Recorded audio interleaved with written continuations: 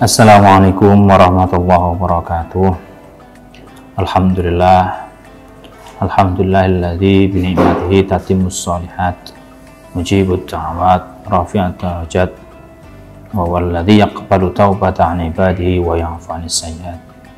Asyhadu an la ilaha illallah wa asyhadu anna sayyidina Muhammadan abduhu wa rasuluh, sahibul mu'jizat.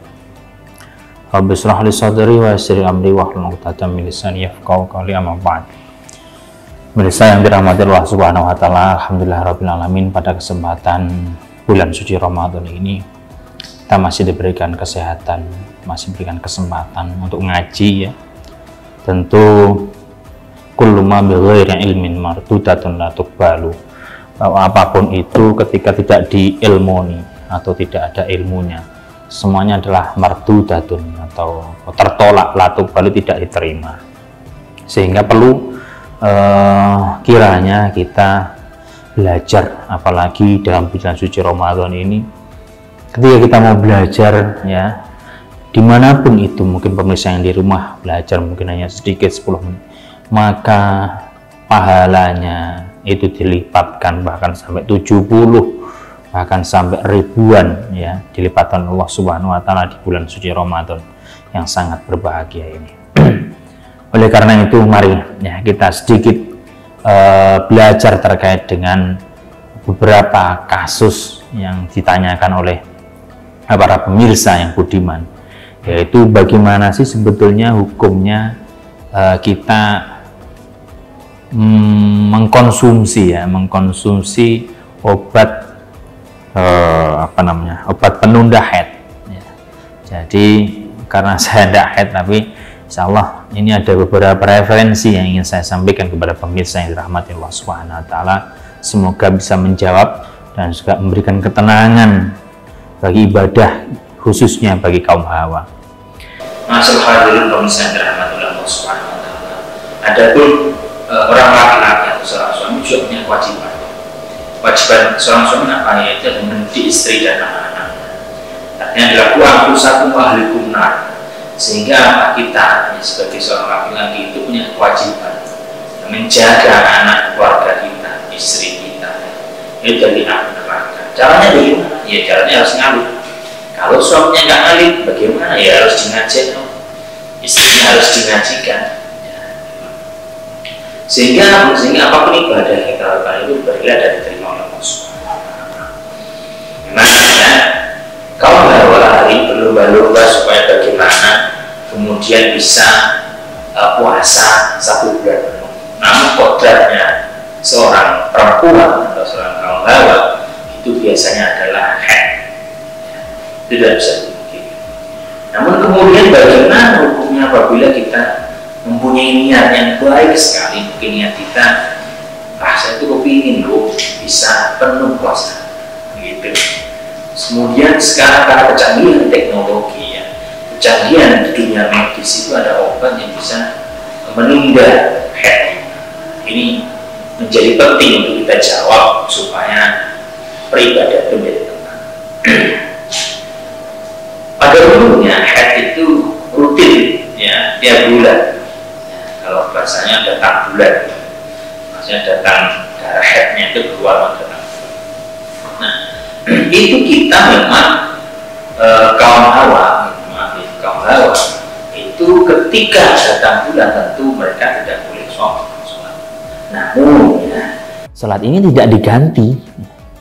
Cuma kalau puasa ini kan ketika haid, berarti si mar'ah tadi, perempuan tadi, kaum hawa tadi itu punya kewajiban untuk kemudian mengganti puasa yang waktu itu kedatangan bulan atau haid. Sehingga ada suatu solusi ya, secara medis, bahwasanya ada obat yang untuk supaya haidnya itu bisa ditunda, geser lah gitu.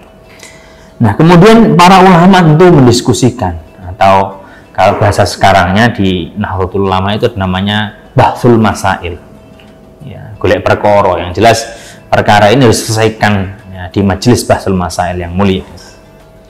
Ada beberapa referensi bagaimana sih sebetulnya hukum ya menunda menstruasi. Ya. Wa fi fatawa, ya. Wa fi fatawa qimati ma halisuhu jawazun isti'malit dawai liman'il haidi. Jadi ini saya ambil dari Ghoyah Taklis, ya, min Fatawa Ibnu Ziyad karya Abdurrahman bin Muhammad Ba'lawi, ya. Jadi dari hasil keputusan Lembaga Bahthul Masail itu menyatakan bahwasanya mengkonsumsi pil atau obat penunda haid itu hukumnya diperbolehkan secara syar'i selama ada catatannya, ya, itu tidak memberikan dampak negatif, memberikan madharat. Contohnya madharatnya umpamanya ketika kaum hawa, ya, saya nggak termasuk, ketika kaum hawa mengkonsumsi ini kemudian mungkin kandungannya kering umpamanya, atau mungkin ketika mengkonsumsi akhirnya membuat kandungannya lemah, atau mungkin setelah mengkonsumsi membuat mandul, ya. Nah, itu maka tidak boleh mengkonsumsi obat ini, walaupun toh dengan alasan syariat saya kepingin puasa Ramadan 30 hari, puasa Ramadan penuh lah, ya, jika ada 30, 29 dan lain sebagainya. Nah, itu tidak boleh ketika ternyata mengkonsumsi pil atau obat ini kemudian membawakan dampak madharat kepada si peminum atau kepada kaum hawa. Namun, ya, ketika mengkonsumsi pil ini atau mengkonsumsi obat ini kemudian tidak ada efek samping, ya, yang itu sangat berarti, artinya efek sampingnya cuma tidak haid selama bulan suci, gitu, ya. Artinya berarti tidak ada madharat yang lebih ketika mengkonsumsi ini, maka hukum mengkonsumsinya ini menjadi boleh, ya, karena itu tadi bahwasanya Gusti Allah sebetulnya menginginkan bahwa syariat ini tidak memberatkan. Gusti Allah tidak memberatkan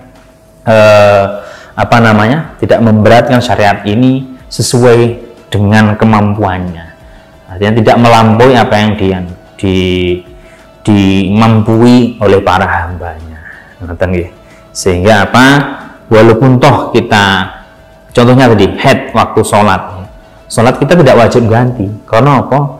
Karena tadi bahwasanya ketika sholat itu bisa kita lakukan setiap hari, sehingga Gusti Allah seakanlah engkau yang ganti. Lagi-lagi Gusti Allah itu maklumi pada kita, itu 5 kali sehari, waman haid 1 minggu kita ganti 5 kali 7, berapa sudah? Ya, tapi kalau puasa ini Gusti Allah mungkin tahulah kemampuan kita. Lah puasa 1 tahun sekali masuk gak bisa lah gantinya.